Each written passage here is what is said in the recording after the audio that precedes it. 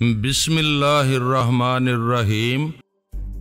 وہ مجھے اس مہم کے بارے میں بتاتی رہی جو آج رات کو درپیش تھی۔ بہت دیر تک ہم اس پر بحث کرنے، اس کی ساری نوک پلک درست کرنے کے بعد بالآخر اسے آخری شکل دے کر وہ ٹیلی فون سنبھال کر بیٹھ گئی اور اپنے لوگوں کو اس کی تفصیل بتانے لگی۔ میں اٹھ کر شرافت علی کے پاس جا بیٹھا کیونکہ میں اسے اس کے بارے میں بتا کر اسے بھی اس مہم میں شریک کر لینا چاہتا تھا تاکہ اس کا کچھ دھیان بٹے اور دل کا بوجھ ہلکا ہو سکے۔ وہاں آبی، آسیہ، فردوسی بیگم، انور کمال اور گل زمان سبھی شرافت علی کو گھیرے بیٹھے تھے اور طرح طرح سے اس کو بہلانے کی کوشش کر رہے تھے۔ اس وقت شرافت علی کے چہرے پر بھی وہ غم نظر نہیں آ رہی تھی اور وہ ان سب سے ٹھیک ٹھاک انداز میں بات بھی کر رہا تھا۔ میں بھی ان لوگوں کے ساتھ جا بیٹھا اور ان کی گفتگو میں شریک ہوتے ہوئے بولا، کیا بات ہے بھائی، یہ محفل کس سلسلے میں سجی ہے، کچھ پتہ تو چلے۔ ابھی بولا، تو کہاں تھا بھائی؟ وہ تیری لیزی بیگم ڈھونڈتی پھر رہی تھی تجھے ابھی تھوڑی دیر پہلے۔ جا دیکھ جا کر اسے کہ کیا تکلیف ہے۔ اوئے، یہ تو اسے لیزی بیگم کیوں کہتا ہے؟ اب تک تجھے بتایا نہیں کسی نے کہ اس کا نام فاطمہ ہے؟ میں نے اسے گھورتے ہوئے کہا۔ بتایا تو ہے مگر یہ زبان جو ہے نا، یہ ابھی عادی نہیں ہو سکی، پھسل جاتی ہے کبھی کبھی، اس میں گھورنے والی کیا بات ہے؟ وہ بولا، ہے نہ آخر پانی کا جانور، ہر دم پانی میں رہنے کے ساتھ ساتھ زبان بھی چکنی ہو کر قابو سے باہر ہو جاتی ہے۔ میں نے کہا۔ میری بات پر سب لوگ کہکہے لگانے لگے۔ آبی نے مجھے غصے سے گھورتے ہوئے کہا، اوئے تیری زبان کیوں بے قابو ہو گئی ہے اتنی لمبی؟ پھر وہ آسیہ کی طرف مڑ کر بولا، آسیہ دیکھ لے اپنے اس بھرا نو، ہر ویلے بے عزتی خراب کرنے کی کوشش میں رہتا ہے میری یہ۔ فردوسی بیگم جلدی سے بولی، نہیں بھائی جلانی، ایسا تو نہ کیا کریں، نہ آپ آبی بھائی کی بے عزتی تو نہ خراب کیا کریں۔ اوئے تو چپ ہی رہ جنتی بیگم، تیری زبان اس سے بھی زیادہ بے لگام ہو چکی ہے۔ میں بتا چکا ہوں تجھے، نام تیرا فردوسی بیگم ہے۔ جنتی اپنی بے لگام زبان کی وجہ سے جنت میں کبھی نہیں جا سکے گی۔ تو ایسے لوگوں کے لیے وہاں کوئی جگہ رکھی ہی نہیں گئی ہے۔ آپ کو کچھ پتہ بھی ہے؟ میں نے آپ کی جگہ اپنے نام الاٹ کرانے کے لیے درخواست جو دی ہوئی تھی وہ منظور ہو چکی ہے۔ وہ جگہ اب میرے نام الاٹ ہو گئی ہے، لہٰذا مجھے اب فکر نہیں رہی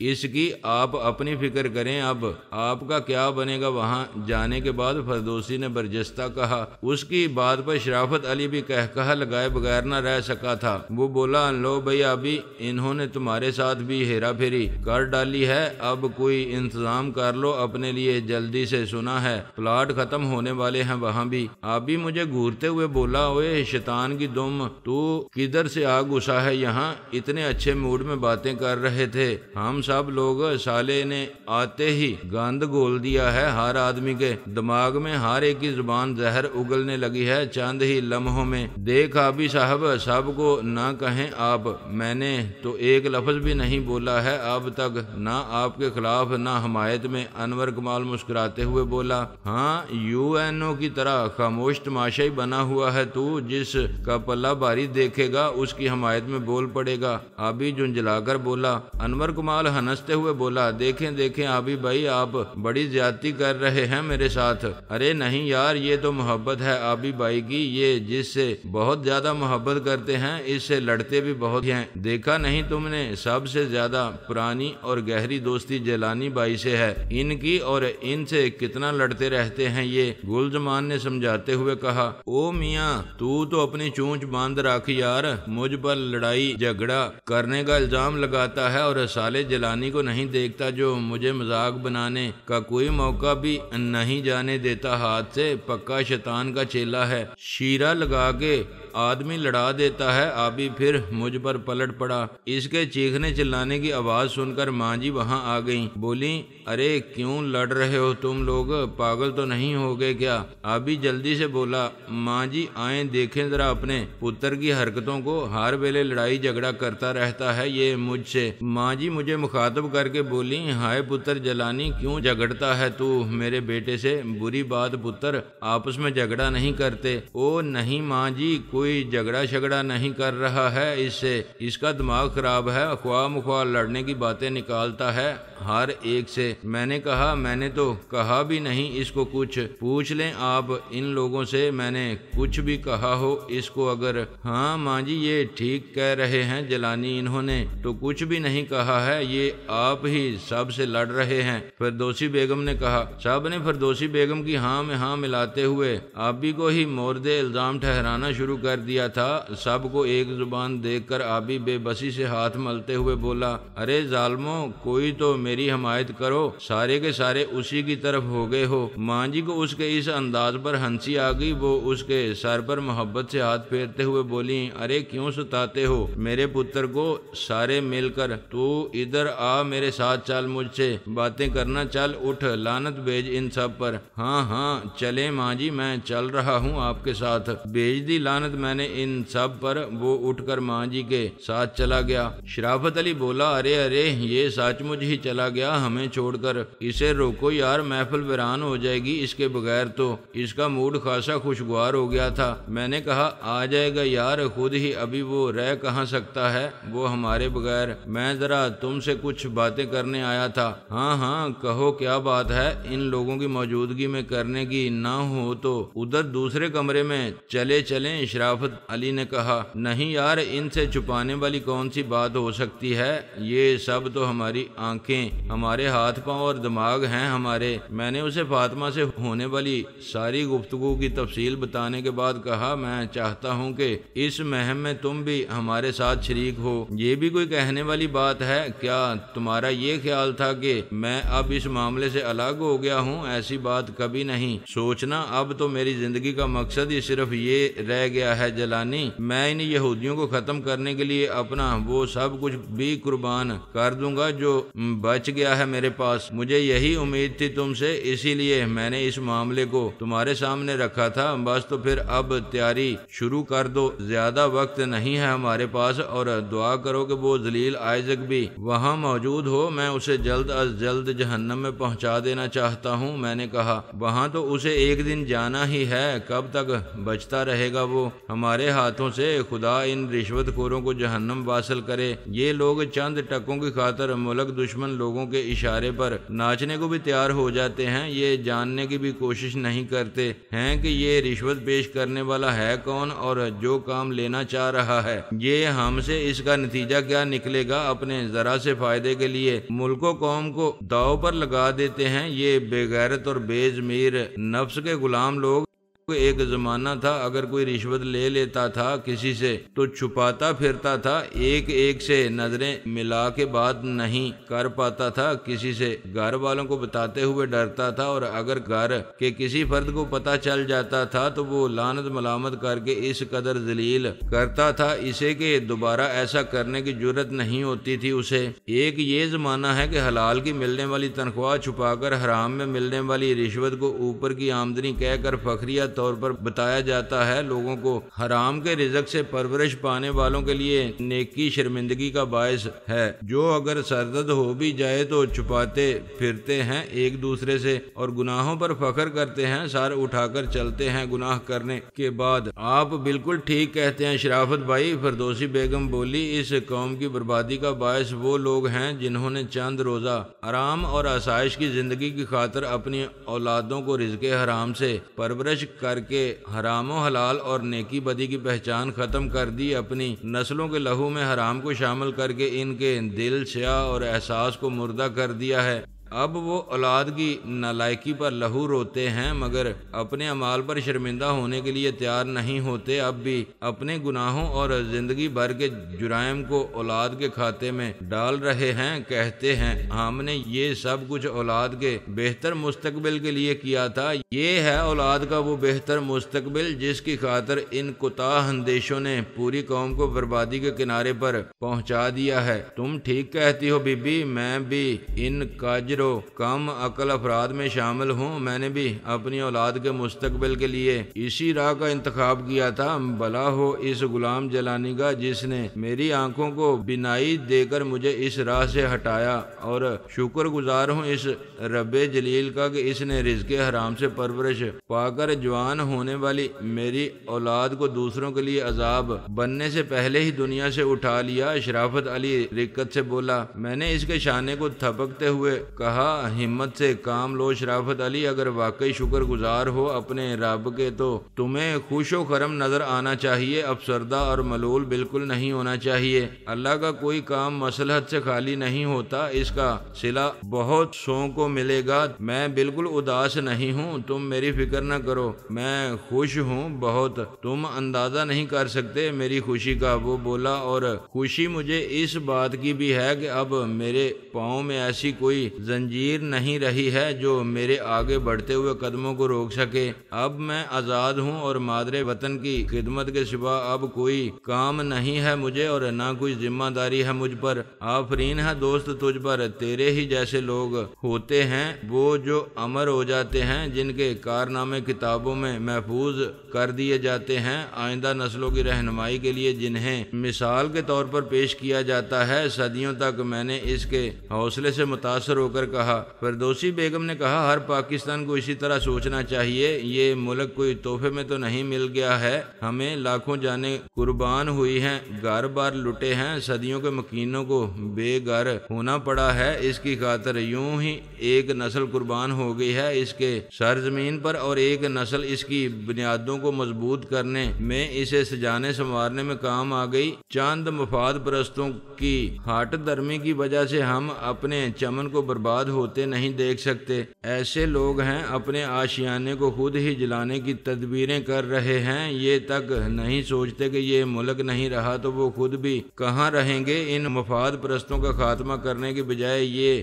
عقل کے دشمن اپنا گھر پھونک دینا چاہتے ہیں۔ کیا بھارت میں مسلمانوں کی حالت زار دیکھ کر بھی ان کی آنکھیں نہیں کھلتی؟ بنگلہ دیش میں بھی انہیں سوچنے سمجھنے کی صلاحیت عطا نہ کر سکی۔ یہ بھارتی کارستانی کے اکھنڈ بھارت کے خواب کو سچ کر دکھانے کو تو تیار ہیں۔ بھارت سے اور اس پورے برے صغیر سے مسلمانوں کا نام و نشان مٹا دینے کی ہندوؤں کی صدیوں پرانی خواہش کو پورا کرنے پر تو یہ آمادہ ہیں۔ اپنی بقا، اپنی سلامتی انہیں ذرا بھی عزیز نہیں رہی ہے۔ انہیں کوئی یہ بتانے والا نہیں ہے کہ ہندو صدیوں سے انہیں مٹانے کے خواب دیکھ رہا ہے، اور یہ جن لوگوں کو رہنما سمجھ کر ان کے اشارے پر خود کو برباد کر دینے پر تل گئے ہیں، وہ رہنما نہیں راہزن ہیں۔ وہ ہمیشہ ہر برے وقت میں ان لوگوں کو تنہا چھوڑ کر بھاگ جاتے ہیں، یورپی ممالک میں عیاشیاں کرنے اور اپنے آقاؤں کے ساتھ ان کی بربادی کے نئے نئے منصوبے بنانے کے لیے۔ کیسے دکھ کی بات ہے، جو بات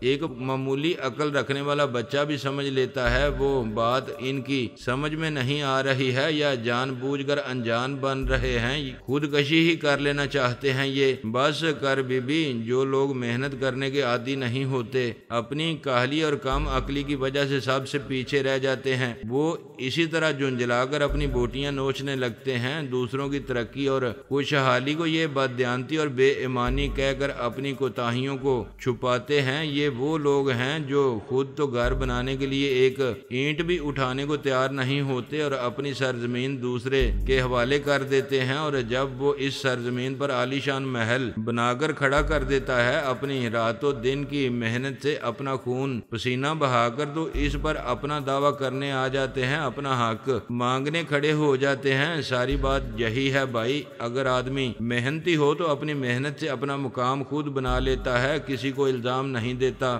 اپنی کوتاہیوں کو کسی کے ساتھ منڈنے کی کوشش کبھی نہیں کرتا۔ یہ باتیں کام چور اور محنت سے جی چرانے والے ہی کرتے ہیں۔ میں نے کہا۔ شرافت علی بولا، نہیں جیلانی، سارا الزام انہیں ہی نہ دو، کچھ زیادتیاں تو کی گئی ہیں ان کے ساتھ، حق تلفیاں ہوئی ہیں ان کی، یہ مان لو۔ یہ ناانصافیاں اگر نہیں ہوتی تو ذکر بھی نہ ہوتا کسی چیز کا، جب وجود ہوتا ہے تبھی ذکر بھی ہوتا ہے اس کا، مانا کہ سارا قصور ان کا ہی نہیں ہے، کچھ کوتاہیاں خود ان شکایت کرنے والوں کی بھی ہیں، غلطیوں کی ابتدا انہوں نے ہی کی ہے، یا با اثر لوگوں کی اطاعت نے انہیں صحیح اور مخلص رہنماؤں کا انتخاب نہیں کرنے دیا، صحیح قیادت حاصل نہیں ہوئی انہیں، کبھی بھی یہ سیدھے سادے لوگ انہیں ہی اپنا قائد سمجھتے رہے جو صدیوں سے ان کا اتصال کرتے چلے آ رہے تھے۔ ان میں اتنا شعور ہی نہیں پیدا ہونے دیا گیا کہ یہ برے اور بھلے میں تمیز کر سکتے۔ بس سب سے بڑا جرم، غلطی یا کوتاہی تم جو کچھ کہو یہی ہے ان کی۔ میں تسلیم کرتا ہوں تمہاری بات کو شرافت علی، لیکن افسوس تو اس بات کا ہے کہ اب بھی یہ کسی مخلص اور صحیح قیادت کے تحت کام نہیں کر رہے ہیں۔ وہی لوگ جن کے باپ دادا انہیں چکی کے پاٹوں میں پیستے رہے ہیں اب بھی ان کی لگام تھامے ہوئے ہیں، اب بھی دوست اور دشمن کی تمیز کرنے کو تیار نہیں ہیں۔ یہ اب بھی انہی کی انگلی تھام کر بربادی کی راہ پر آگے بڑھ رہے ہیں۔ یہ اپنی سوہنی دھرتی سے بغاوت کرنے پر آمادہ ہیں، اسے تو برباد کر دینے پر تیار ہیں، مگر اس جاگیردار اور وڈیرے کے خلاف اب بھی بغاوت نہیں کرنا چاہتے جس نے انہیں ایک باعزت زندگی سے محروم کر رکھا ہے۔ یہ کم عقل لوگ اب تک انہیں اپنے سروں پر بٹھائے پھر رہے ہیں، جنہوں نے ہندوؤں کے ہاتھوں انہیں فروخت کر دینے کا فیصلہ کر لیا ہے۔ یہ نہیں جانتے انہیں بھیڑ بکریوں کی طرح ہانک کر کسائی کے پاس فروخت کرنے کے لیے لے جایا جا رہا ہے تاکہ ان کی فروخت سے ہونے والی آمدنی سے یورپ جا کر عیش و نشاط کی محفلیں سجائی جا سکیں۔ یہ اندھے مقلد دیکھتے ہی نہیں کہ کس کے پیچھے کس طرف جا رہے ہیں۔ ان کے یہ رہنما تو اپنے اجداد سے بھی زیادہ خود غرض اور ظالم ہیں۔ یہ تو ان کی رگوں میں دوڑنے والے لہو کی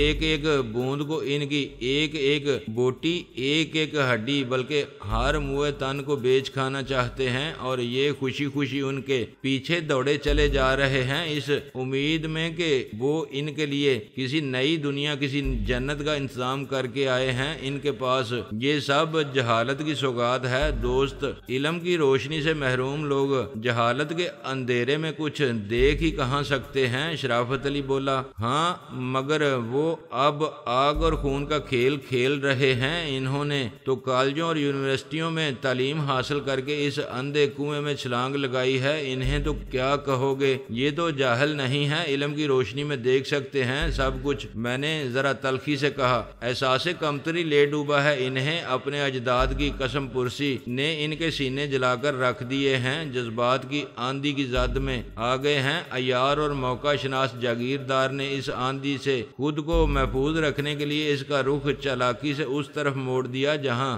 پہنچ کر یہ سب فنا ہو جائیں گے، اور اس جاگیردار کے اقتدار کا سورج یوں ہی چمکتا رہے گا۔ اس نے ان کے انتقام اور دشمنی کا رخ چالاکی سے انہی کی طرف موڑ دیا ہے جنہوں نے انہیں علم کی روشنی دے کر اپنے احتسال کا احساس دلایا ہے، جنہوں نے ان کچلے ہوئے انسانوں کو زندہ رہنے کے طریقے اور اصول سمجھائے ہیں، جنہوں نے ان کے لیے درس گاہیں بنا کر ان کے اندر شعور کی آبیاری کی ہے۔ اس طرح وہ ایک ہی حربے سے اپنے دونوں دشمنوں کو فنا کر دینا چاہتا ہے۔ یہ بالکل صحیح تجزیہ پیش کیا ہے شرافت بھائی نے۔ انور کمال بولا، بالکل یہی ہوا ہے۔ اپنی حاکمیت کو بچانے کے لیے ان خود غرض لوگوں نے اس تعلیم یافتہ نسل کو اور اسے تعلیم کے زیور سے آراستہ کرنے والوں کو ایک دوسرے سے لڑا کر ختم کر دینے کی سازش کی ہے۔ یہ اور اس کشمکش، اس افراتفری سے فائدہ اٹھانے کے لیے دشمن نے اپنے ایجنٹ ہمارے درمیان چھوڑ کر ہماری صحیح سمت میں واپسی کے راستے بند کرنا شروع کر دیے ہیں، اور ہم نے اپنی غلطی کا احساس کر کے اپنا یہ سفر ترک نہیں کیا، اپنی سمت تبدیل نہیں کی۔ دوست اور دشمن کو اب بھی نہ پہچان سکے تو اس کوتاہی کی بڑی عبرتناک سزا ملے گی ہمیں۔ اس سزا کے لیے بھی اپنے آپ کو تیار رکھنا چاہیے ہم سب کو۔ گل زمان گلوگیر آواز میں بولا۔ شرافت علی نے کہا، جو کچھ ہمارے اختیار میں ہے وہ ہم کر رہے ہیں اور کرتے رہیں گے، زندگی کی آخری سانس تک۔ کم عقل اور کتا بین لوگوں کے دل پھیرتا بہرحال ہمارے اختیار میں نہیں ہے، انہیں تو اللہ ہی چاہے تو راہ راست پر لا سکتا ہے۔ اب اگر اس نے اس قوم کو اپنی ناشکری اور نافرمانی کی سزا دینے کا فیصلہ کر ہی لیا ہے تو پھر ہم تم کیا کر سکتے ہیں؟ پھر تو سمجھو بربادی مقدر ہو چکی ہے اس قوم کی۔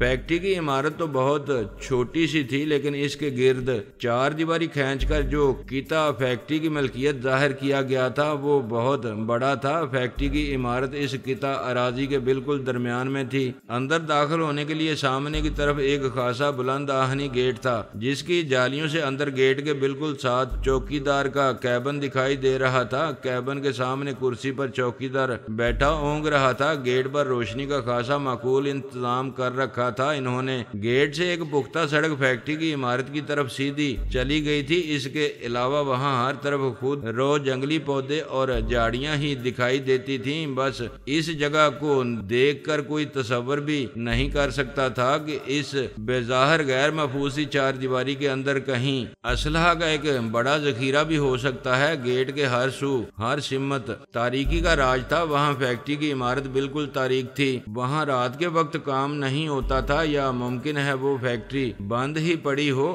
وہاں سرے سے کام ہوتا ہی نہ ہو۔ شرافت علی اور فاطمہ کے معتمد ساتھی فیکٹری کی چار دیواری کے باہر چھوٹے چھوٹے ٹیلوں کی آڑ میں مورچے بنا کر بیٹھ گئے تھے۔ فاطمہ نے بتایا تھا کہ ہمارے مطلوبہ گودام کا راستہ فیکٹری کے عقبی حصے میں واقع ایک چھوٹے سے کارخانے میں ہے، لیکن ہم اس راستے سے اندر نہیں جا سکیں گے کیونکہ ادھر حفاظت کا بہت سخت انتظام ہے۔ ہم کسی طرف سے دیوار پھاند کر بھی اندر نہیں جا سکتے، اس لیے کہ چاروں طرف دیوار کے اوپر بہت ہی باریک تار بچھا ہوا ہے۔ اس تار سے کوئی چیز چھو جائے تو کارخانے میں خطرے کے الارم بج اٹھتے ہیں۔ چنانچہ دیوار پھاند کر اندر جانا خطرے سے خالی نہیں ہے۔ اندر جانے کے لیے شمال کی سمت کی دیوار میں نقب لگانا ہے ہمیں، لیکن ہم نقب لگانے کے لیے سامان تو اپنے ساتھ لائے ہی نہیں ہیں۔ میں نے اس سے کہا اس کے بغیر تو بہت مشکل پیش آئے گی، اس کا میں نے بندوبست کر دیا ہے، ہمارے پہنچتے ہی نقب لگانے کا کام شروع ہو جائے گا، وہ لوگ منتظر ہی ہوں گے ہمارے۔ وہ بولی آدھے گھنٹے کی محنت کے بعد دیوار میں اتنا بڑا سوراخ ہو سکا تھا کہ ایک آدمی لیٹ کر گھسٹتے ہوئے اس میں سے گزر کر دوسری طرف جا سکتا تھا۔ بس کرو بھائی، اب زیادہ وقت برباد نہ کرو، اتنی جگہ کافی ہے اندر جانے کے لیے۔ وہ دونوں رک کر فاطمہ کی طرف دیکھنے لگے۔ وہ بولی ٹھیک ہے، اب تم دونوں اپنی اپنی جگہ واپس چلے جاؤ۔ وہ اٹھ کر جانے لگے۔ اسی لمحے ایک ہلکی سی سیٹی کی آواز نے ہمیں چونکا دیا۔ فاطمہ دھیمی آواز میں بولی خطرہ جناب علی، ہوشیار۔ ہم اندھیرے میں آنکھیں پھاڑ پھاڑ کر ادھر ادھر دیکھنے لگے تھے۔ جلد ہی میں نے چار دیواری کے عقبی حصے کی طرف سے کسی گارڈ کے حوالے کو تیز رفتاری کے ساتھ اپنی طرف بڑھتے ہوئے دیکھا۔ فاطمہ کی نظر بھی اس پر پڑ چکی تھی۔ وہ اسے بغور دیکھتے ہوئے بولی کون ہو سکتا ہے؟ میں نے کہا جو کوئی بھی ہو، دوست بہرحال نہیں ہو سکتا۔ یہ ہمارے آدمیوں میں سے کوئی اگر نکلتا اپنے مورچے سے تو ہمیں سگنل ضرور مل جاتا۔ مجھے تو یہ گاڑی بھی اپنی نہیں معلوم ہوتی، تو جلدی سے گاڑی کے اندر چلی چلو، یہاں کھڑے رہنا نقصان دہ بھی ہو سکتا ہے۔ میں نے تیزی سے قریب کھڑی ہوئی اپنی کار کا دروازہ کھولا اور اندر گھس گیا۔ فاطمہ نے بھی میری تقلید میں دیر نہیں لگائی تھی۔ وہ دونوں جنہوں نے دیوار میں راستہ بنایا تھا بھاگتے ہوئے ایک ٹیلے کی اوٹ میں جا چھپے تھے۔ میں اور فاطمہ جس کار میں تھے اس میں آبی اور گلزمان بھی موجود تھے، اور یہ وہی کار تھی جو شرافت علی نے خصوصی طور پر تیار کرائی تھی میرے لیے۔ اندر گھستے ہی میں نے آبی اور گلزمان سے کہا اپنے ہتھیار سنبھال لو، شاید دشمن کو ہماری یہاں موجودگی کی خبر ہو گئی ہے۔